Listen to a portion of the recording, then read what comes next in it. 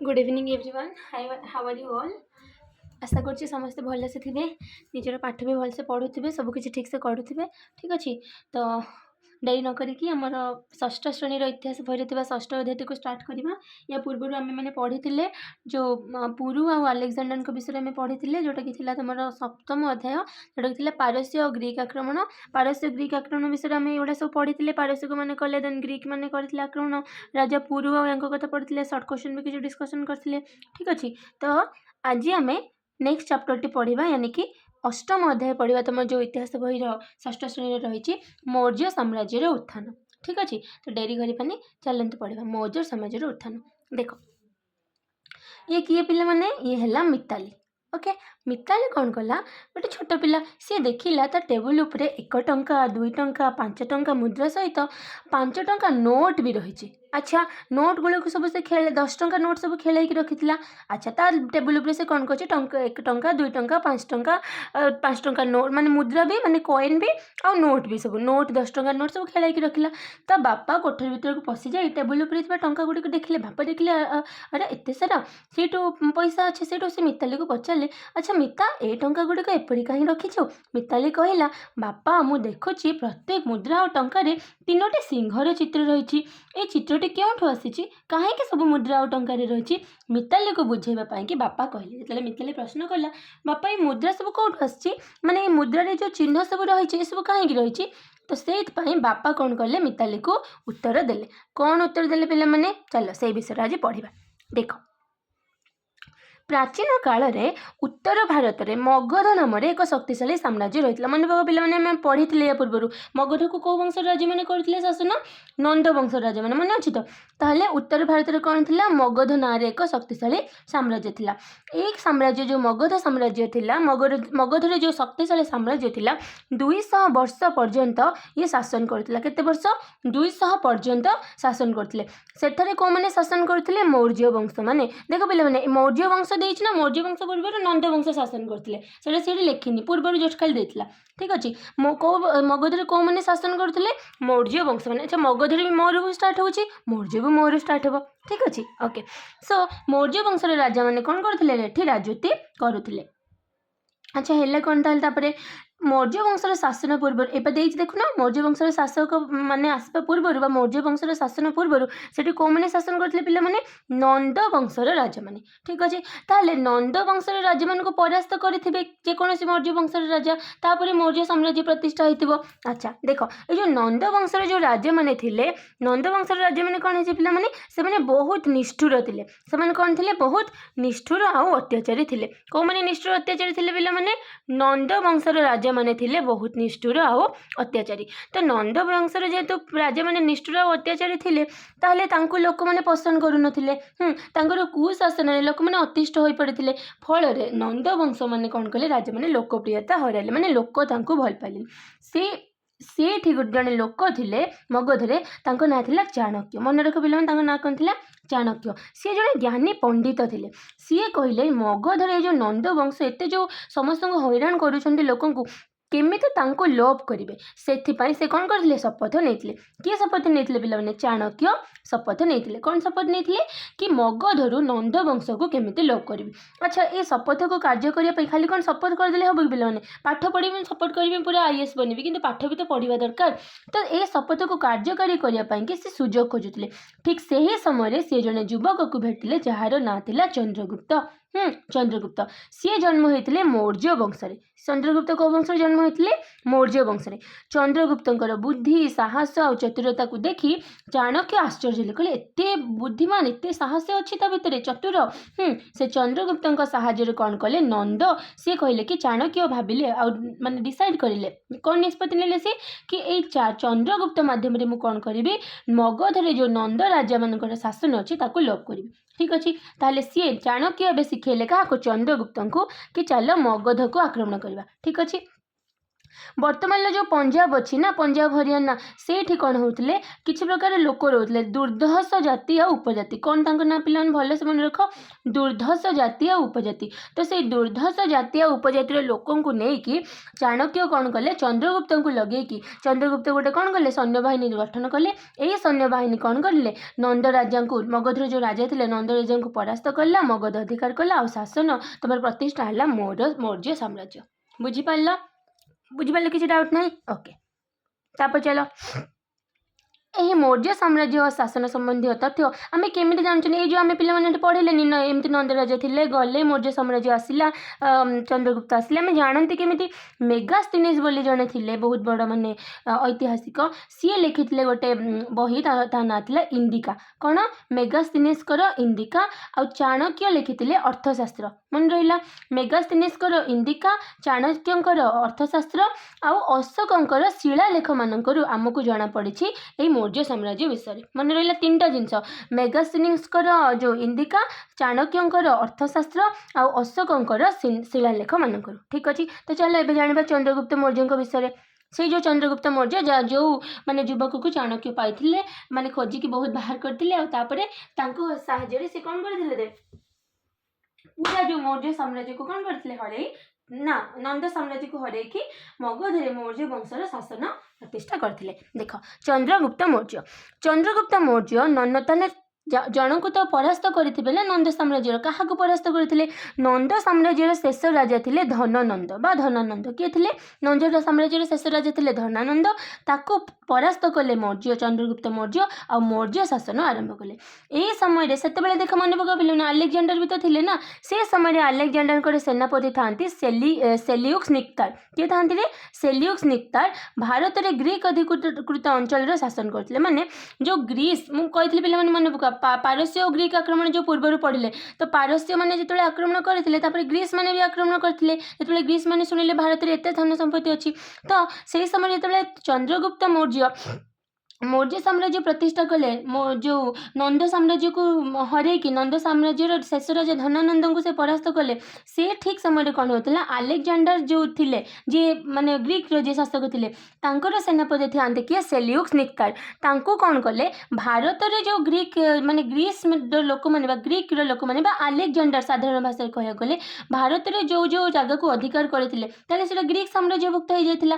ତ ସେ ଆଲେକ୍ଜାଣ୍ଡରଙ୍କ ସେନାପତି ଥାନ୍ତି ସେଲିଉକ୍ସ ନିକ୍ତାର। ସିଏ କ'ଣ କଲେ, ଭାରତରେ ଗ୍ରୀକ୍ ଅଧିକୃତ ଅଞ୍ଚଳର ଶାସନ କରୁଥିଲେ। ମାନେ ଭାରତରେ ଯେଉଁ ମାନେ ଅଞ୍ଚଳ ଗୁଡ଼ା ବା ଯେଉଁ ରାଜ୍ୟ ଗୁଡ଼ା ଗ୍ରୀକ୍ ବା ଆଲେକ୍ଜାଣ୍ଡର ଅଧିକାର କରିଥିଲେ, ତାର ଶାସନ ଦାୟିତ୍ୱରେ ନେଇଥିଲେ କିଏ?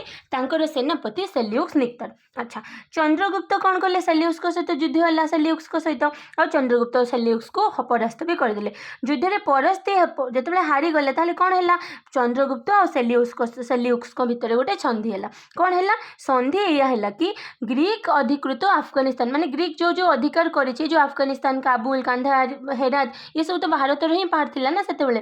ତ ସନ୍ଧି ହେଲା କି ସେଲିଉକ୍ସ ଆଉ ଚନ୍ଦ୍ରଗୁପ୍ତଙ୍କ ଭିତରେ, କି ସନ୍ଧି ଅନୁସାରେ କ'ଣ ହେବ, ଯେଉଁ ଗ୍ରୀକ୍ ଯେଉଁ ଅଧିକାର କରିଛି ଆଫଗାନିସ୍ତାନର ଏଇ ତିନିଟା ଜାଗା, କାବୁଲ, କାନ୍ଦାହାର ଆଉ ହେରାତ, ଆଉ ବେଲୁଚିସ୍ତାନ ଆଉ ପ୍ରଭୃତି ଭାରତର ଉତ୍ତର ପଶ୍ଚିମ ଯେଉଁ ଅଞ୍ଚଳ ଅଛି, ସିଏ ସବୁ ଚନ୍ଦ୍ରଗୁପ୍ତଙ୍କର ମୌର୍ଯ୍ୟ ସାମ୍ରାଜ୍ୟରେ ମିଶାଗଲା। ଆଚ୍ଛା, ଫଳରେ ସେହି ଅଞ୍ଚଳରେ ଗ୍ରୀକ୍ ଶାସନର ଅବସାନ ଘଟିଲା। ମାନେ ସେଠି ଆଉ ଗ୍ରୀକ୍ ଶାସନ କରିହେଲାନି। ସେ ପଶ୍ଚିମ ଭାରତରେ ଗୁଜରାଟ ଅନ୍ତର୍ଗତ ସୌରାଷ୍ଟ୍ର ପର୍ଯ୍ୟନ୍ତ ଅଞ୍ଚଳକୁ ନିଜ ସାମ୍ରାଜ୍ୟରେ ମିଶାଇ ଦେଇଥିଲେ। ଭାବ, ଭାରତର ଉତ୍ତର ପଶ୍ଚିମ ଭାଗରେ ବି ସେ ଏଗୁଡ଼ା ସବୁ ମାନେ ନିଜ ଅକ୍ତିଆରକୁ ଆଣିଲେ। କାହାକୁ ହରେଇଲେ? ସେଲିଉକ୍ସ ନିକ୍ତାରଙ୍କୁ ହରେଇଲେ। ତାପରେ ଭାରତର ପଶ୍ଚିମରେ ଯଦି କହିବା, ମାନେ ଦେଖ, ମଗଧ ମାନେ କହିବାକୁ ଗଲେ ବିହାର, ମାନେ ଭାରତର ଉତ୍ତରରେ କହିବାକୁ ଗଲେ, ଉତ୍ତରରେ ହିଁ ଥିଲେ ତାଙ୍କର ସାମ୍ରାଜ୍ୟ। ନନ୍ଦ ବଂଶକୁ ହରେଇକି ସେ ଅକ୍ତିଆର କରିଥିଲେ ମୌର୍ଯ୍ୟ ବଂଶ। ଉତ୍ତର ପଶ୍ଚିମରେ ବି ହରେଇଲେ, ଆଉ ପଶ୍ଚିମରେ ବି ହରେଇଲେ। ଯେମିତିକା ଭାରତର ଗୁଜରାଟ ଅନ୍ତର୍ଗତ ଯେଉଁ ସୌରାଷ୍ଟ୍ର ପର୍ଯ୍ୟନ୍ତ ସେ ନିଜର ସାମ୍ରାଜ୍ୟକୁ ମାନେ ବିସ୍ତାର କରିଥିଲେ। ଠିକ୍ ଅଛି। ଚନ୍ଦ୍ରଗୁପ୍ତ ମୌର୍ଯ୍ୟଙ୍କ ସମୟରେ ମୌର୍ଯ୍ୟ ସାମ୍ରାଜ୍ୟର ଉତ୍ତର ପଶ୍ଚିମ ଯଦି କହିବା, ମୌର୍ଯ୍ୟ ସାମ୍ରାଜ୍ୟ ଉତ୍ତର ପଶ୍ଚିମରେ ପାରସ୍ୟ ପର୍ଯ୍ୟନ୍ତ, उत्तर पश्चिम मैंने बुझीपार पिला मैंने ये देख पूर्व पश्चिम उत्तर दक्षिण यहाँ हो उत्तर पश्चिम माने जो आम बार बार कहूँ अफगानिस्तान पाकिस्तान उत्तर पश्चिम पारस्य पर्यंत यदि पूर्व में कहवा बिहार पश्चिम में जदि कहवा सौराष्ट्र आ दक्षिण में कर्णाटक पर्यंत व्यापी मन रहा जोटा पढ़ी पूर्व में बिहार पश्चिम में सौराष्ट्र उत्तर पश्चिम में पारस्य पर्यंत आ दक्षिण में कर्णाटक पर्यंत मौर्य साम्राज्य व्यापी आ मौर्य साम्राज्य राजधानी कौन थी पे पाटलिपुत्र बर्तमान जहाँ को बिहार पाटना कहुए ठीक अच्छे। अच्छा केते वर्ष चंद्रगुप्त मौर्य शासन करथिले 25 वर्ष। तांकर मृत्यु केबे हेतिला ख्रीष्टपूर्व 298 मृत्यु होइतिला मन रहिला। अच्छा चंद्रगुप्त विषय जानिले एबे चलो जानिबा चाणक्य विषय माने जीए से लोक जी पूरा समस्त को कौन करथिले रे नंद वंश को लोप करिया पई कि प्रमिस शपथ करथिले हैला। चलो चाणक्य देख पे मुझे हाइलाइट कर दूचे तुम निजर नोट बन बन चलुव ओके।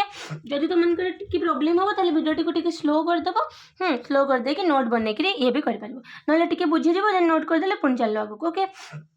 हाँ चाणक्य कथा कहवा तुम मानक जमी इजी लगे जो तुम भावुच कि भिडियो टी भल से देखी बुझी जाकि नोट करी कर तुम इच्छा ओके। हाँ चलो तो चाणक्य चंद्रगुप्त मौर्य तांकर मुख्य उपदेष्टा रूपे चाणक्य को नियुक्त करते ऑब्वियसली कहीं चाणक्य ही तांको आनी ना कहवा गले। अच्छा चाणक्य अन्य नाम कौन थी रे कौटिल्य। चाणक्य अन्य नाम कौन थी कौटिल्य आ सी कौन लिखिते अर्थशास्त्र नामक गोटे ग्रंथ लिखिते। ये ग्रंथ में कौन लिखिं मौर्य साम्राज्य शासन पद्धति राजनैतिक सामाजिक अर्थनैतिक संपर्क में वर्णना कर जो अर्थशास्त्र लिखा जाइथिला चाणक्य कौटिल्य द्वारा कौन लिखा जाइथिला ग्रंथ में मौर्य साम्राज्य शासन पद्धति विषय माने राजनैतिक अवस्था केमती थिला सामाजिक अर्थनैतिक है सबू व्यवस्था ता भीतर लिखाइथिला ओके। मैंने पूरापूरी कह गले अर्थशास्त्र रे गोटे देश बा गोटे राज्य केमिति भल से चली पारिबो से विषय लिखाई ओके। हाँ तापर जीवा आम मेगास्थनीज पाखक। अच्छा पे पूर्वर आम पढ़ी जन मेगास्थनीज ना कौटी तो पढ़ी ये पढ़ी आसली कौन कहली मेगास्थनीज इंदिका चाणक्य अर्थशास्त्र और अशोक शिलालेख आम पास चाणक्य विषय टी जानिले एवं मेगास्थनीज विषय जाना देख। ग्रीक रो जो राजा थे किए सेल्यूकस निक्तार निर्देश रे ग्रीक रो राजदूत मैंने बुझीपार ना पिला माने आंबासाडर माने गोटे देश आ गोटे देश को जे सब वार्ता लेकर जाती। हो तो ग्रीक रो राजा जो थे सेल्यूकस निक्तार तांको निर्देश रे ग्रीक रो राजदूत भाव आसिले किए मेगास्थनीज कोठी के आसिले पिला माने सी आसिले चंद्रगुप्त मौर्य दरबार को। अच्छा आसिले किए आसिले सेल्यूकस निक्तार निर्देश रे ग्रीक रो राजदूत भाव आसिले किए मेगास्थनीज। अच्छा से मौर्य दरबार केते वर्ष रहिले दीर्घ 5 वर्ष काल रहिले। ए रहणी मध्य सी भारत बहुत अंचल बुलिले भारत संबंधी बुली बुली के जहाँ सब से विवरण पाई तापर से गोटे बही लिखिले कौन ता ना ता बही है इंदिका कौन रे ता ना से बहीर ना इंदिका।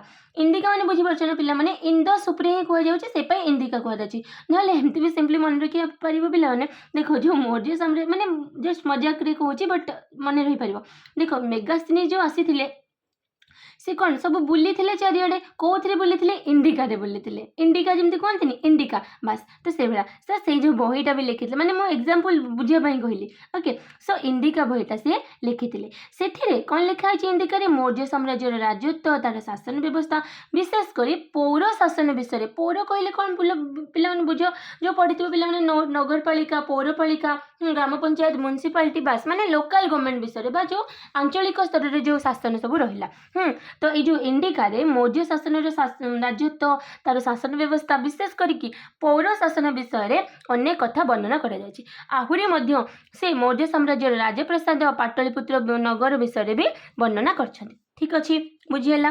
तापर चला जिबा बिंदुसार विषय। अच्छा बिंदुसार किए चंद्रगुप्त पुत्र थिले बिंदुसार जो चंद्रगुप्त मरी गले चंद्रगुप्त पुत्र आसिले किए रे बिंदुसार सी राजा हेले से जड़े पराक्रमशाली सम्राट थिले। पिता माने चंद्रगुप्त मौर्य साम्राज्य को कौन कले स्थापन कले तापर आसिले पुओ किए बिंदुसार। पितांकर जो विशाल साम्राज्य थिला सी तो माने बिंदुसार भी बहुत पराक्रमशाली सम्राट थिले। तो पितांकर जो विशाल साम्राज्य थिला ताकू दक्षतार सहित बिंदुसार शासन करथिले। ग्रीक माने सेतपय ताकू कौन कहती अमित्रघात कहती। ताले अमित्रघात क्या कहुए पिला माने बिंदुसार को मन रहा क्या कहुए अमृतघात बिंदुसार को किए कहते ग्रीक माने ठीक अच्छे। अच्छा तांको राजत्व काल मध्य माने बिंदुसार राजत्व काल मध्य 16 जन राजा को से परास्त करते 16 जन राजा को परास्त करते माने 16टा राज्य से माने राज्य माने निज राज्य मिसाई भाव बिंदुसार भी केते बड़ माने जने महान पराक्रमशाली राजा थिले बुझीगला। अच्छा तापर चलो तापर जीवा अशोक। अशोक किए ताले बिंदुसार पुओ मन रहा नंबर 1 आसिले चंद्रगुप्त मौर्य तापर आसले पुओ बिंदुसार तापर आसले पुओ अशोक है। अच्छा ख्रीष्टपूर्व 273 मसीह बिंदुसार पर राजा हेले पुओ किए अशोक केबे ख्रीष्टपूर्व 273 माने मसीह मन रहा। अच्छा अशोक बाल्यावस्था जड़े निर्भीक साहसी और निष्ठुर थिले देख डरू नथिले साहसी थिले और निष्ठुर भी थिले माने कहा प्रति दया नथिला तांकर निष्ठुर और भयंकर प्रकृति पाई तांको सब कौन कह जाउथिला रे चंडाशोक बुझिपारल कि नहीं चंडा चंड बोली क्या कहते माने माने बहुत हिंसात्मक उपाय जो माने मारी दौथे हाणी दौथे तो से निष्ठुर और भयंकर प्रकृति पाई अशोक को कौन कह जाउथिला पिला माने चंडाशोक बोली कह जाउथिला।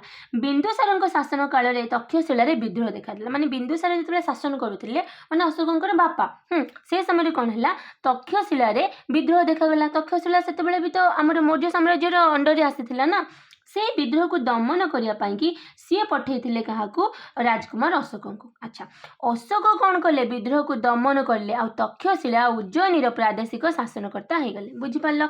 तो कौन है जितेबाला राजा बिंदुसार थे से समय कौन है तक्षशिला विद्रोह देखागला मुझे जहाँ कहे पे मन देके शुण बास आराम से सब मन रुझेगा। तो अशोक जिते राजा हेले से 273 राजा हेले किंतु हेला कौन जिते बापा थे माने बिंदुसार थे से समय कौन होता तक्षशिलार लोक मैंने कौन करते विद्रोह कले तो विद्रोह को दमन करने कि बिंदुसार पठेले अशोक को से राजकुमार से अशोक कौन कले विद्रोह को दमन कले तेणुक अशोक को कौन करागला तक्षशिला उज्जयिनी प्रादेशिक शासनकर्ता से तक्षशिला और उज्जयिनी प्रदेश को शासन करने कौन करागला रे पावर दे दिगला नियुक्ति करागला। अशोक कौन कले बिंदुसार मृत्यु पर मगध सिंहासन आरोहण करते किंतु मरीगला पर तो सांगे सांगे होचे से जिते बिंदुसार मरीगले अशोक राजा हो गले किंतु राज्य अभिषेक हो नथिला राज्य अभिषेक जाकि हैला काहे कि 4 वर्ष पर जाकि हेतला बुझिपारल ना केते वर्ष पर हैला पिला माने 4 वर्ष पर एटी पिला माने बुझिपारल तले केते वर्ष पर हैला 4 वर्ष पर माने राजा तो हो गले जिते बापा मरीगले बिंदुसार किंतु 4 वर्ष पर जाकि कौन है सी हूँ पूरा रियल रे माने कह गले राज्य अभिषेक होता ऑफिशियली से राजा होते 4 वर्ष पर। ताले सबुठु ग्रेट किए थे तुम कह गले समस्ते तो थे किंतु बेसी कहबा जदि आमे अशोक विषय ये देख पिला माने अशोक साम्राज्य माने विषय देछि ये देख बहुत सारे देख अशोक साम्राज्य पूरा जो येलो कलर पिला माने तुम देख न ये देख पूरा थिला अशोक साम्राज्य बहीटी को पिला माने भल से खोल आराम से टिके जानि परिबो बुझिपारल। ताले अशोक साम्राज्य कोटा थिला पिला माने देख पूरा जो येलो वाला पर्सन ठीक अछि सबु थिला तुमर अशोक साम्राज्य देख देखि परथो देखा होछि ओके।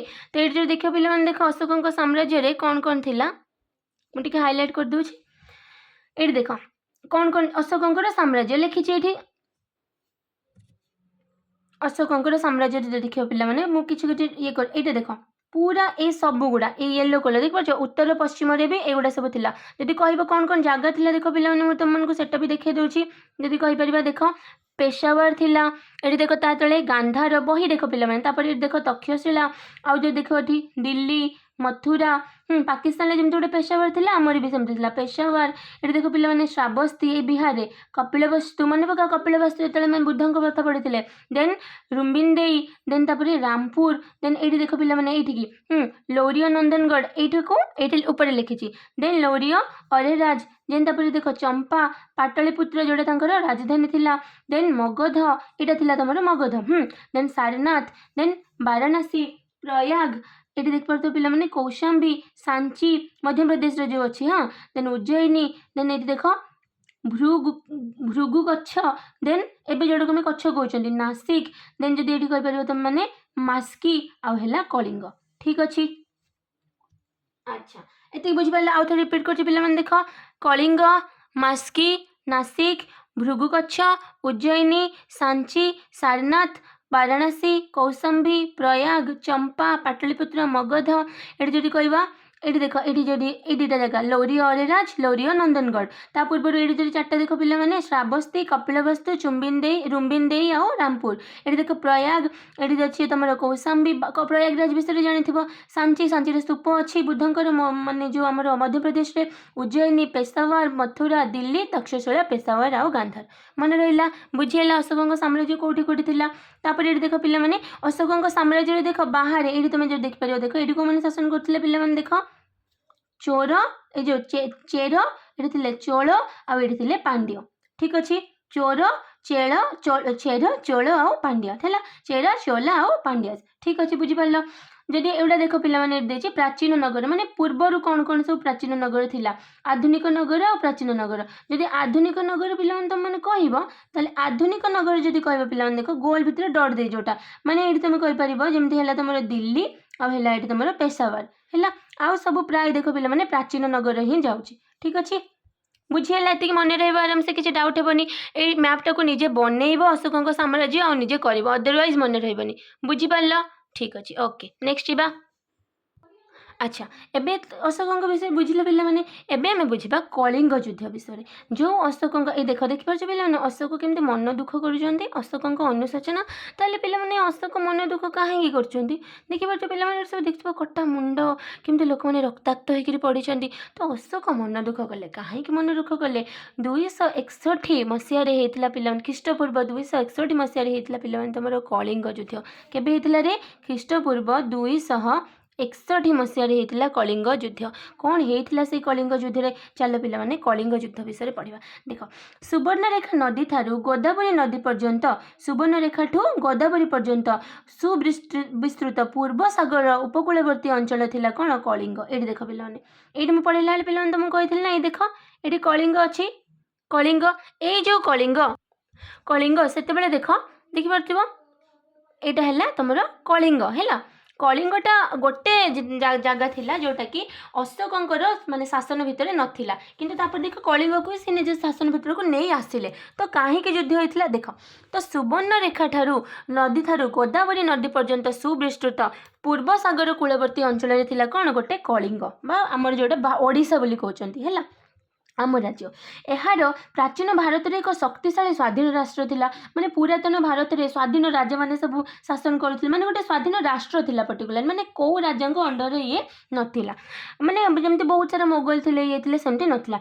अशोक कौन कले निज साम्राज्य देख बिहार तलू को अच्छे ओडिशा कह गले अशोक निज साम्राज्य निकट में स्वाधीन शक्तिशाली स्थिति को सहाय कर पारे अशोक कहले कौन मु एत बड़ राजा आ पुणी मो राज्य पाखापाखि आउ जड़े राजा रहा ना ना ना एटा तो हवा देवेनि तो से कौन कले ये कलिंग राष्ट्र बर्तमान ओडिशा विपुल ऐश्वर्यर अधिकारी और वाणिज्य कारोबार पीठस्थल थिला माने बहुत सुंदर भी थिला बहुत धन संपत्ति परिपूर्ण वाणिज्य कारोबार परिपूर्ण तो से मगधर साम्राज्य अर्थनीति से राजा भाविले अशोक भाविले जदि एठू मु धनरत्न टी नहीं जाए एठू जो वाणिज्य जदि ओडिशा बा कलिंग मो अंडर को चली आसे अख्तियार को ताहले माने कौन मगध तो बहुत आगे को चली जीवो माने बहुत तार माने कौन अर्थनैतिक स्थिति बहुत सुदृढ़ हो से ख्रीष्टपूर्व 261 कौन कले अशोक कलिंग आक्रमण कले केबे कलिंग आक्रमण कले पे अशोक ख्रीष्टपूर्व 261 अशोक आक्रमण कले कलिंग। ठीक अच्छे अच्छा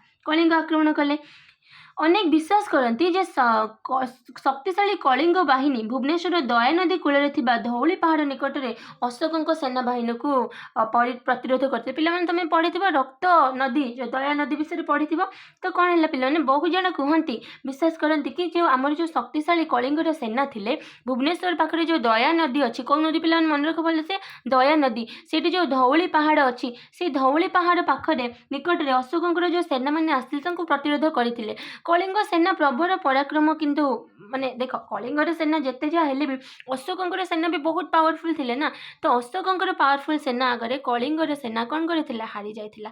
एही युद्ध रे केते लोक निहत होइथिले पिला जानछ 1 ଲକ୍ଷ ଜଷ୍ଟ ଇମାଜିନ୍ ପିଲାମାନେ 1 ଲକ୍ଷ ଲୋକ ନିହତ ହେଇଥିଲେ, କ୍ଷତ ବିକ୍ଷତ। 1.5 ଲକ୍ଷ ଲୋକଙ୍କୁ ବନ୍ଦୀ କରାଯାଇଥିଲା। ମାନେ ଭାବ, ଲକ୍ଷେ ଲୋକଙ୍କୁ ନିହତ ହେଇଥିଲେ, 1.5 ଲକ୍ଷ ଲୋକ ବନ୍ଦୀ ହେଇଥିଲେ। ଯୁଦ୍ଧ ଜନିତ ମୃତ୍ୟୁ, ରକ୍ତପାତ, କ୍ଷୟକ୍ଷତି, ଆଘାତ, ସୈନ୍ୟମାନଙ୍କର ଆର୍ତ୍ତନାଦ, ଯେତେବେଳେ ମରିଗଲି ଭଗବାନ ବଞ୍ଚାଅ, ବୁଝିପାରୁଛନ୍ତି କି ନାହିଁ? ତ ସେଇଥିରେ କ'ଣ ହେଲା, ଅଶୋକ ଯେତେବେଳେ ଯୁଦ୍ଧଟା ସିନା କଲେ, ଜିତି ବି ଗଲେ, କିନ୍ତୁ ଲୋକମାନଙ୍କର ଯେଉଁ ଦୁଃଖ ଦୁର୍ଦ୍ଦଶା, ଯେଉଁ କଷ୍ଟରେ ସେମାନେ ମରିଗଲେ ସବୁ, ଏଇଟାକୁ ତାଙ୍କୁ ବହୁତ କଷ୍ଟ ହେଲା। ତାଙ୍କର ହୃଦୟରେ ପରିବର୍ତ୍ତନ ହେଇଥିଲା। ସେଠାରେ ସେ କ'ଣ କଲେ, ଅସ୍ତ୍ର ତ୍ୟାଗ କରି ଯୁଦ୍ଧ ଆଉ କରିବେ ନାହିଁ ବୋଲିକି ଶପଥ କଲେ ବା ସ୍ଥିର କଲେ। ବୁଝିପାରିଲ? ସେଇପାଇଁ ମାନେ ଆମ ପୁରା ୱାର୍ଲଡରେ ଜଣେ ହିଁ, ଆମ ଭାରତରେ ଜଣେ ହିଁ ରାଜା ଥିଲେ ବା ଜଣେ ଏମିତି ରାଜା ଯିଏ ଥିଲେ ଅଶୋକ, ଯେ ଯୁଦ୍ଧରେ ଜିତିଗଲା ପରେ ଯୁଦ୍ଧ କରିବା ଛାଡ଼ି ଦେଇଥିଲେ।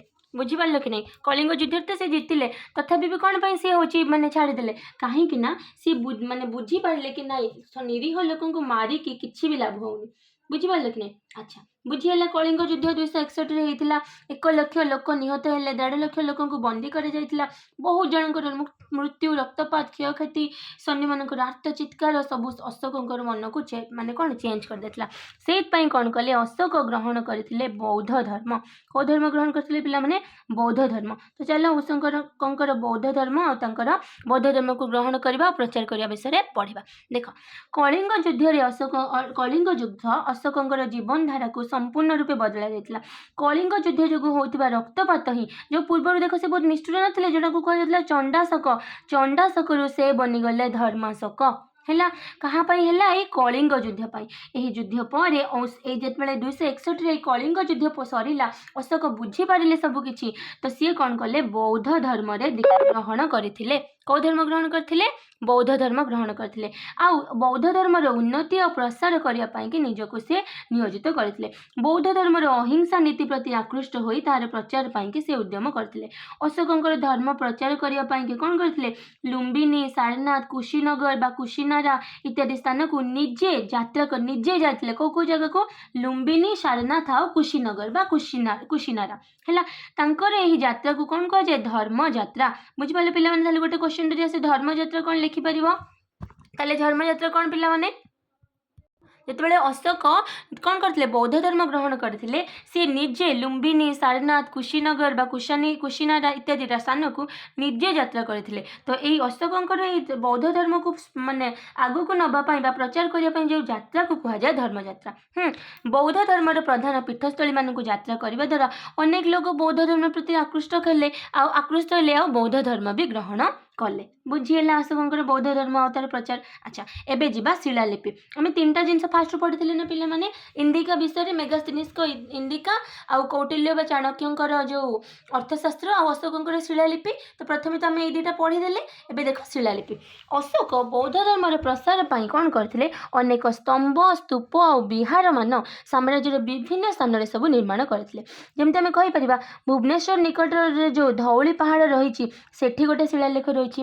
ଆଉ ଗୋଟେ ହେଲା ଗଞ୍ଜାମ ଜିଲ୍ଲାର ଜଉଗଡ଼। ଅଲରେଡ଼ି ଆମେ ପଢ଼ିକି ଆସିଛନ୍ତି, ମନେ ରଖ ପିଲାମାନେ। ନମ୍ବର 1 ହେଲା ଭୁବନେଶ୍ୱରର ଯେଉଁ ଧଉଳି ପାହାଡ଼। ଆଉ ତାପରେ କେଉଁଠି ଶିଳାଲିପି ଅଛି? ଗଞ୍ଜାମ ଜିଲ୍ଲାର ଜଉଗଡ଼।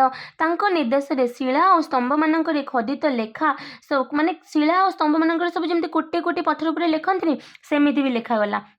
କ'ଣ ଥିଲା କି? ପ୍ରଜା ଓ ରାଜ କର୍ମଚାରୀମାନଙ୍କ ପ୍ରତି ଉଦ୍ଦିଷ୍ଟ ଶାସନ। ବୁଝିପାରୁଛନ୍ତି? ମାନେ ଏମିତିକା ଶାସନ ବିଷୟରେ ସେ ସବୁ ଶିଳାଲେଖ ଉପରେ ଲେଖୁଥିଲେ ସ୍ତମ୍ଭମାନଙ୍କରେ, ଶିଳାରେ, ଯେଉଁଥିରେ ପ୍ରଜାମାନଙ୍କର ମଙ୍ଗଳ ହେବ ଯେଉଁ ଭଳିଆ। ବୁଝିପାରିଲ କି ନାହିଁ? ଆଉ ସେଟା କରୁଥିଲେ ବି।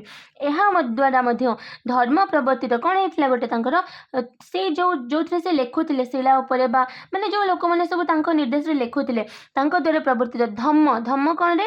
ଏଇ ନୀତି, ମାନେ ପ୍ରଜା ଆଉ ରାଜ କର୍ମଚାରୀଙ୍କ ପ୍ରତି ଉଦ୍ଦିଷ୍ଟ ଶାସନ ଥିଲା। ଠିକ୍ ଅଛି। ଆଚ୍ଛା, ଧର୍ମ ବୁଝିହେଲା। ଧର୍ମ କ'ଣ? ଧର୍ମ କୌଣସି ଏକ ଧର୍ମକୁ ନୁହେଁ। ଧର୍ମ ମାନେ ଧର୍ମ ନୁହେଁ। ଅଶୋକ ତାଙ୍କ ଅନୁଶାସନରେ ଜନସାଧାରଣଙ୍କୁ ତାଙ୍କର ଧର୍ମ ମାନେ କ'ଣ ପିଲାମାନେ? ଧର୍ମ ନୁହେଁ। ଧର୍ମ ହେଲା ମାନେ କ'ଣ? ବୌଦ୍ଧ ଧର୍ମରେ ଗୋଟେ ପ୍ରକାରର ଧର୍ମ କହିପାରିବ, ମାନେ ପ୍ରଜା ଓ ରାଜ କର୍ମଚାରୀଙ୍କ ମାନେ ଭଲ କାମ କରିବା, ଏହି ସବୁ କଥା ତୁମେ କହିପାରିବ। ଅଶୋକ ତାଙ୍କ ଶାସନ ଅନୁସାରେ କ'ଣ କରିଥିଲେ?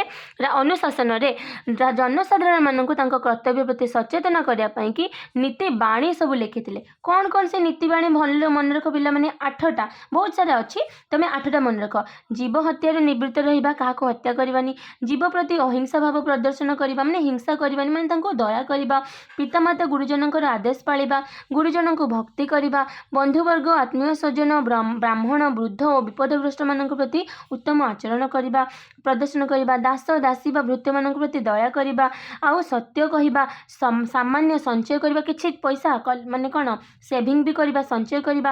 ପ୍ରେମ ବନ୍ଧୁତା ଦ୍ୱାରା ହୃଦୟ ଜୟ କରିହେବ ସେ କହୁଥିଲେ। ଏଣୁ ସମସ୍ତ ଲୋକଙ୍କର ପରସ୍ପର ପ୍ରତି ଭାତୃଭାବ ରହିବା ଆବଶ୍ୟକ। ବୁଝିହେଲା?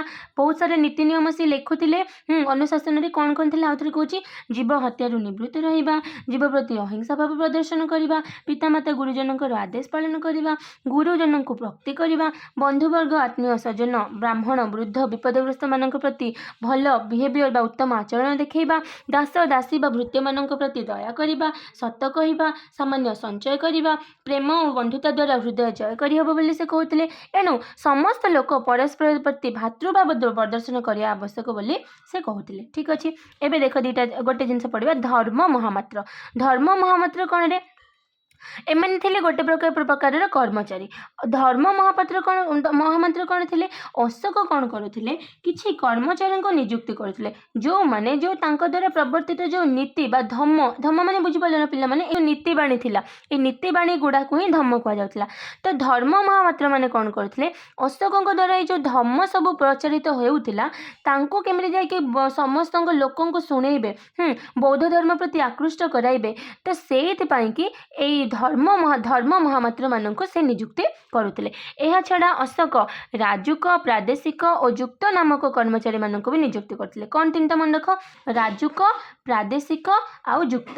ଏଠାରେ କ'ଣ ହେଉଥିଲା, ଏମାନେ ପ୍ରଜାମାନଙ୍କୁ ଶ୍ରଦ୍ଧା କରିବା ସହିତ ସେମାନଙ୍କର ମଙ୍ଗଳ କାର୍ଯ୍ୟ କରୁଥିଲେ। ମନେ ରହିଲା? ତାହେଲେ ଧର୍ମ ମହାମାତ୍ରଙ୍କ ଛଡ଼ା ଆଉ କେଉଁମାନଙ୍କୁ ସେମାନେ ଅଶୋକ ନିଯୁକ୍ତି ଦେଇଥିଲେ? ରାଜୁକ, ପ୍ରାଦେଶିକ ଆଉ ଯୁକ୍ତ। ଠିକ୍ ଅଛି, ଲାଷ୍ଟରେ ଦେଖିବା ଅଶୋକଙ୍କର ଲୋକହିତକର କାର୍ଯ୍ୟ। ଠିକ୍ ଅଛି, ଦେଖ ଅଶୋକଙ୍କର ଲୋକହିତକର କାର୍ଯ୍ୟ। ଭାବୁଛି ଏଇ ଭିଡ଼ିଓରେ ସାରିଦେବି ନା ଆଉ ଗୋଟେ ଭିଡ଼ିଓ କରିବି?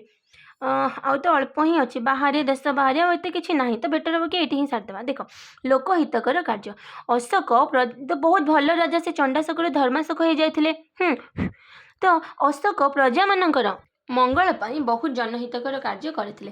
ଲୋକମାନଙ୍କର କ'ଣ ଜନମଙ୍ଗଳ କାର୍ଯ୍ୟ କରିଥିଲେ? ଦେଖ, ଲୋକମାନଙ୍କର ଯାତାୟାତ ପାଇଁ ସେ ରାସ୍ତାଘାଟ ନିର୍ମାଣ କରିଥିଲେ। ପଥିକମାନଙ୍କର ଯେଉଁମାନେ ସବୁ ରାସ୍ତାରେ ଯାଉଥିଲେ ସୁବିଧା ପାଇଁ ରାସ୍ତା କଡ଼ରେ ସବୁ ଛାୟା ପ୍ରଦାନ କରୁଥିବା ବୃକ୍ଷ ଲଗାଇଥିଲେ। ଲୋକମାନଙ୍କର ସ୍ୱାସ୍ଥ୍ୟ ପ୍ରତି ଦୃଷ୍ଟି ଦେଇ ଅନେକ ସ୍ଥାନରେ ଔଷଧ ଜାତୀୟ ବୃକ୍ଷଲତାର ବଗିଚା ବି କରିଥିଲେ। ଏବେ ସିନା ହସ୍ପିଟାଲ ଅଛି, ସେତେବେଳେ ତ ଲୋକ ଚେରମୂଳରେ ଭଲ ହେଉଥିଲେ ନା। ତ ଔଷଧ ଜାତୀୟ ବୃକ୍ଷଲତାର ବଗିଚା ବି ସେ ଲଗାଇଥିଲେ। ଆଉ କ'ଣ, ଲୋକମାନଙ୍କୁ ପାନୀୟ ଜଳ ଯୋଗାଇ ଦେବା ପାଇଁକି କୂଅ ବି ଖୋଳାଇଥିଲେ। ପଥିକମାନଙ୍କର ବିଶ୍ରାମ ନେବା ପାଇଁ ପାନ୍ଥଶାଳା ବି ବନେଇଥିଲେ। ମନୁଷ୍ୟ ଓ ପଶୁମାନଙ୍କର ଚିକିତ୍ସା ପାଇଁ ଚିକିତ୍ସାଳୟ ବି ସେ ସ୍ଥାପନ କରିଥିଲେ। ମାନେ ଭାବ କ'ଣ ସବୁ କରିଥିଲେ। ତାହେଲେ ଯଦି କ୍ୱେଶ୍ଚନ୍ ଆସିବ ଅଶୋକଙ୍କର ଲୋକହିତକର କାର୍ଯ୍ୟ, ଏଗୁଡ଼ା ପଏଣ୍ଟ କରି ଆରାମସେ ଲେଖିପାରିବ। ଓକେ, ତାହେଲେ ନେକ୍ସଟ, ଭାରତ ବାହାରେ ଦେଶ ସହିତ ସମ୍ପର୍କ। ଦେଖ, ଆମେ ପିଲାମାନେ ପଢ଼ିଥିଲେ କି ବୌଦ୍ଧ ଧର୍ମ ଗୋଟେ ଏମିତି ଧର୍ମ ଥିଲା, ଜୈନ ଧର୍ମ ସିନା କେବଳ ଭାରତରେ ଥିଲା ଭିତରେ, କିନ୍ତୁ ବୌଦ୍ଧ ଧର୍ମ ବାହାରକୁ ବି ଯାଇଥିଲା। ଚୀନରେ ଥିଲା, ଯେଉଁ ଆମର ବହୁତ ଜାଗାକୁ ଯାଇଥିଲା, ଶ୍ରୀଲଙ୍କାକୁ ଯାଇଥିଲା। ତ ଭାରତ ବାହାରେ ଦେଶ ସହିତ ବି ତାଙ୍କର ସମ୍ପର୍କ ଥିଲା। ମୌର୍ଯ୍ୟ ଶାସକମାନେ ଭାରତ ବାହାରେ ଥିବା ଦେଶମାନଙ୍କ ସହିତ ସମ୍ପର୍କ ରଖିଥିଲେ। ଅଶୋକଙ୍କର ପ୍ରଚେଷ୍ଟାରେ ପଶ୍ଚିମ ଏସିଆ, ମାନେ ଏସିଆର, ଯେମିତି ଦେଖ ଏଠି ୟୁରୋପ, ଏଠି ଏସିଆ, ତଳେ ଆଫ୍ରିକା, ଏପଟେ ଅଷ୍ଟ୍ରେଲିଆ, ତ ଏସିଆର ପଶ୍ଚିମ ମାନେ ଏପଟେ ଏସିଆର ପଶ୍ଚିମରେ ଲୋକମାନଙ୍କ ମଧ୍ୟରେ ଭାତୃତ୍ୱ, ଅହିଂସା ଓ ଶାନ୍ତି ପ୍ରଭୃତି ମାନବିକ ନୀତିମାନଙ୍କର ମୂଳ ଭିତ୍ତି ସ୍ଥାପନ କରାହେଉଥିଲା। ଭାବ, ସେ ନିଜର ପୁତ୍ର ଅଶୋକଙ୍କର ଯିଏ ପୁଅ ଥିଲେ ତାଙ୍କ ନାଁ କ'ଣ ମୋତେ କହିବ, ଆଉ କନ୍ୟା ତାଙ୍କ ନାଁ କ'ଣ? ଆଚ୍ଛା, ମୁଁ କନ୍ୟାଙ୍କର ନାଁ କହିଦେଉଛି, ତମେ ପୁତ୍ରର ନାଁ ମୋତେ କହିବ। କନ୍ୟା ଥିଲେ ତାଙ୍କର ହେଲା ସଂଘମିତ୍ରା।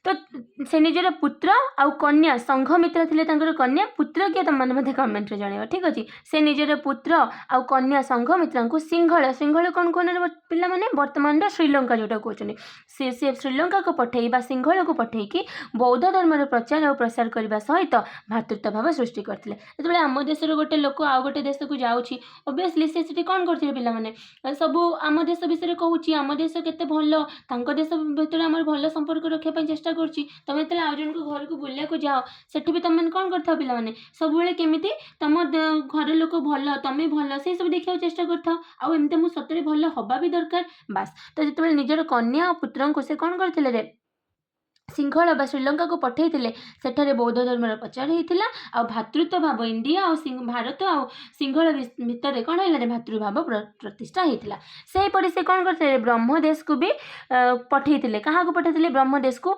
सोण और उभर नामक दुई जन बौद्ध भिक्षु को पठेइथिले ब्रह्मदेश माने ब्रह्मदेश वर्तमान तार ना कौन कहना पे जोटा को आम म्यांमार बोली कहते है आटा श्रृंखल है पे श्रीलंका।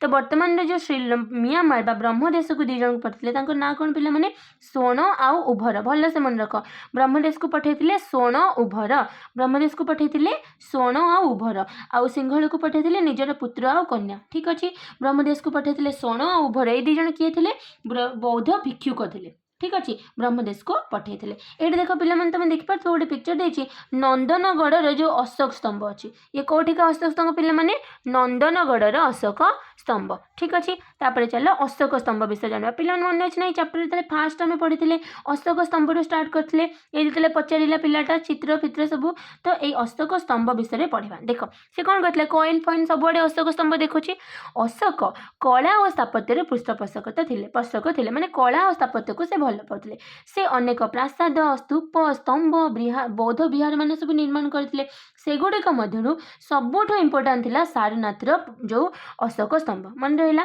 कौन थी रे कौटा सर थिला सेटा सारनाथर अशोक स्तंभ बा सारनाथर स्तंभ ए स्तंभर शीर्ष में रही चारि गोटी सिंह देखिपे ये पे अशोक स्तंभ ए स्तंभर शीर्ष में कौन अच्छा रे चारिटी सिंह अच्छा ए सिंह चारि दिग को मुह कर रही देख 1 2 3 पछपटे गोटे थी चारि दिग को मुह कर भारत सरकार कौन कर अशोक स्तंभर ए सिंह को जातीय संकेत रूपे ग्रहण करमर जातीय संकेत कौन पिला माने अशोक स्तंभ ये चिन्ह मध्य चक्र को जातीय पताका भी लिखा है देखिए स्थान दि जाए जातीय पताका देखिए जो आम 3टा कलर अच्छी ता भितर जो रही कौन अशोक स्तंभ रही। अच्छा मत पे तुमने कमेंट जनइब कि जातीय पताका कौ कौ रंग सब अच्छी ऊपर कौन अच्छी मझे कौन अच्छे तले कौन अच्छी ठीक अच्छे आम भारत जातीय पताका ओके।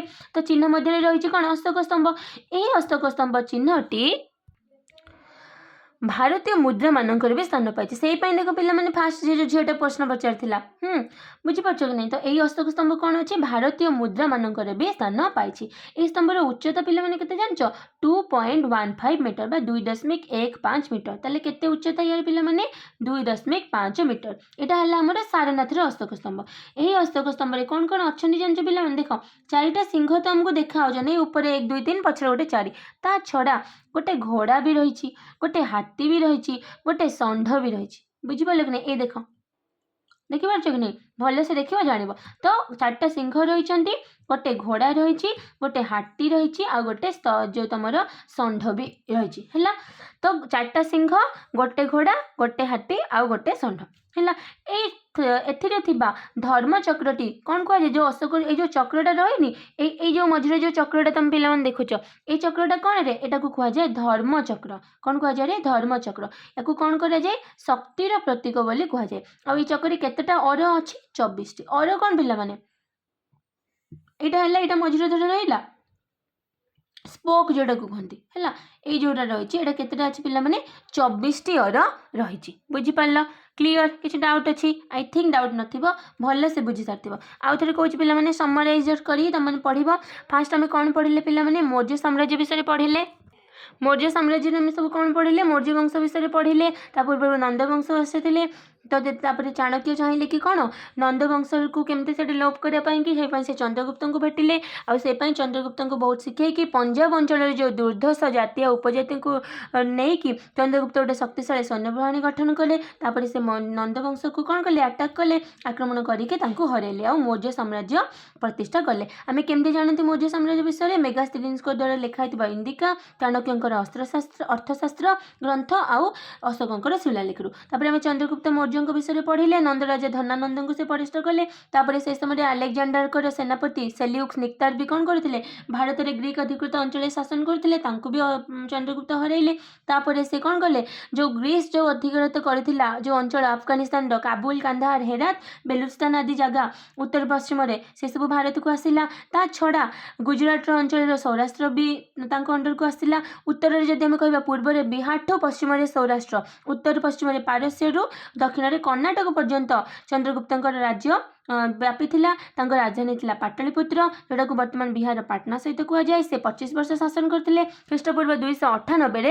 चंद्रगुप्त मृत्यु होता तापर आम चाणक्य विषय पढ़िले कौटल्य बोली कहते सी अर्थशास्त्र ना ग्रंथ लिखते तापर आम मेगास्थनीस विषय पढ़िले मेगास्थनीस किए ग्रीक राजा जो थे सेल्यूक्स निक्तार निर्देश से ग्रीक जड़े राजदूत थे जे चंद्रगुप्त मौर्य दरबार को आसिक रही 5 वर्ष सी थे मेगास्थनीस सी लिखिते इंदिका सी जो रहा विषय रही भितर जहाँ जो जगह को सब बुली बुलिक जो सब जगार बुली से विषय भारत विषय लिखिते मौर्य साम्राज्य विषय लिखिते से इंदिका बही में लिखाई तापर बिंदुसार मान विषय आम पढ़ी जे चंद्रगुप्त मौर्य पुत्र सी चंद्रगुप्त मृत्यु पर बिंदुसार राजा हेले से बहुत पराक्रमशाली थे से ग्रीक माने अमित अमित्रघात बोली कहती राजत्व काल से 16 जन राजा को परास्त करके राज्य सबू निज राज्य मिसई अशोक विषय पढ़िले 273 मसीह से बिंदुसार पर आसिले देख पिला भलसे मन रख 298 मृत्यु है कहार चंद्रगुप्त मौर्यंकर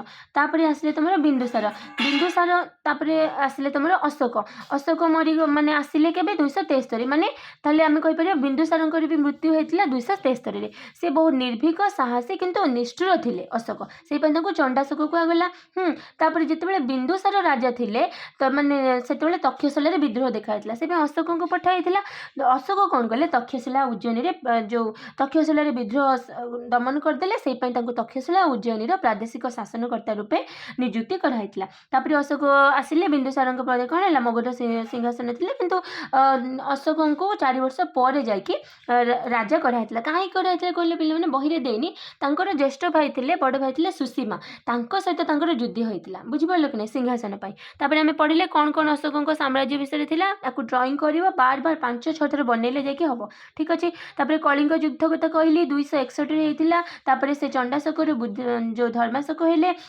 लुम्बिनी सारनाथ कुशीनगर इत्यादि स्थान को से निजे गले धर्मयात्रा कहगला तापर शिलालिपि कौटी कौटी सब अच्छी धम्म विषय में पढ़िले भुवनेश्वर धौली पहाड़ गंजाम जौगढ़ यह विषय पढ़िले तापर जो धम्म विषय पढ़िले जो नीतिवाणी गोटे थी 8टा विषय देती बहुत सारा अच्छी तापर धर्म महामात्र विषय पढ़िले जो धम्म नीति को आग को नवापाई जहाँ को सब से नियुक्ति करते छड़ा राजुक प्रादेशिक युक्त नामक कर्मचारी को भी से नियुक्ति देते तापर कौन कौन सब लोकहितकर कार्य करते बाहर देश सहित कौन संपर्क था जमीक आम पढ़िले सिंहल और ब्रह्मदेश को कथा पढ़िले ब्रह्मदेश को 2टा बौद्ध भिक्षु से पठेइथिले कौन ना सोण आउ उभर आउ सिंहल बा श्रीलंका को से पठेइथिले निजर पुत्र आउ कन्या तापर अशोक स्तंभ विषय जानिले जहाँ उच्चता है 2.15 मीटर 4टा सिंह गोटे घोड़ा गोटे हाथी और गोटे षंढ अच्छी भितर जो चक्र अच्छी धर्मचक्र बोली कहते आउ 24टी और अच्छी क्लीयर आउ किसी डाउट नथिबो तो यहाँ भलसे पढ़ो कि डाउट है मत कह देख गोटा निजे कर कौन से टेस्ट पेपर देखा जरूरत नहीं निजे पढ़ो आ कर बही ठीक अच्छे देख तापर गोटे समस्त कि डाउट है कह देख सर्ट क्वेश्चन टी करदे पे इजी अच्छी सब गुड़ा इजी बास खाली तुमको करने पड़ो मगध नंदवंश को लोप करने किए सपोर्ट नहीं किए चाणक्य डायरेक्ट आंसर कर पे किए सपोर्ट नहीं रे चाणक्य अच्छा मेगास्थनीस ग्रीक रो डेश थे मेगास्थनीस ग्रीक रो किए थे राजदूत अशोक कलिंग युद्ध में डेश लोक बंदी करते मन पका पे बार बार कही कलिंग युद्ध विषय केते जन को देख 1 लाख निहित 1.5 लाख को बंदी ताले केते लाख बंदी देछि ठीक केते हिजबो 1.5 लाख है जदि निहत कही था 1 लाख होता बंदी देछि माने बेसी लोक निहित कम लोक निहित कम तो कही परिबनी लक्षे भी बहुत हेलेनी बुझिपारछ कि लक्षे लोक निहित आउ 1.5 लाख बंदी 70 प्रतीक धर्मचक्र केतोटी और अछि केतोटी 24टी कहली तापर चला इंडिका इंडिका किए लिखले पिला माने मेगास्थनीस धम्म धम्म किए करथिले पिला माने अशोक कौटिल्य किए चाणक्य ठीक अच्छे कौटिल्य भी चंद्रगुप्त हो पारि था किसी रिलेशन किंतु एठी बेसी ऑप्शन हम better option Chanakya clear I think तुमने चैप्टर टी बुझी पार्थिबो भल से तो जब बुझी पार्छ वीडियो टी लाइक करिवो संग मान सहित शेयर करिवो आम चैनल को सब्सक्राइब करदेव यदि पिलाने तुमने क्लास टी को पाऊना हो तो तुमने सिंपली मोर जो ए क्लास डिस्क्रिप्शन बॉक्स को जाइए मुझे प्लेलिस्ट बनई देछि पूरा 6 क्लास 7 क्लास 8 क्लास 10 क्लास जहाँ भी तुमने खोज तो धीरे धीरे धीरे धीरे मुझे अपलोड करुँची प्लेलिस्ट को जाकि देख सब गुड़ा तुमको मिल जाए ठीक अच्छे तो भल से पढ़ुव नेक्स्ट क्लास रे आम पढ़ा ख्रीष्टपूर्व 200 ରୁ 300 मध्य भारत कौन थी देख पे पूर्व आम पढ़ले कौन 261 पूर्व तलक तलक तलक तलक आसवे ना जदि ये 261 है अशोक युद्ध तापर 260 एमती एमती एमती कमी कमी आसिले ये शून्य आम पहुँचा पुणी 1 2 ये जाऊला आग को यहाँ ख्रीष्टपूर्व आ शून्य पर हो गले आसीज ख्रीष्टाब्द तो 261 माने जो 200 जो आसला ख्रीष्टपूर्व 200 ରୁ 300 मध्य माने ए पूरा ख्रीष्ट माने 261 उपरक उपरक गले आसबनी 262 63 64 65 से तौक आसिले 260 259 258 एमती सो 300 ରୁ ख्रीष्टपूर्व 300 ରୁ 303 ख्रीष्टपूर्व 300 ରୁ ख्रीष्टपूर्व 200 मध्य कौन भारत अवस्था थिला आम नेक्स्ट क्लास रे पढ़ा तो से tata thank you take care.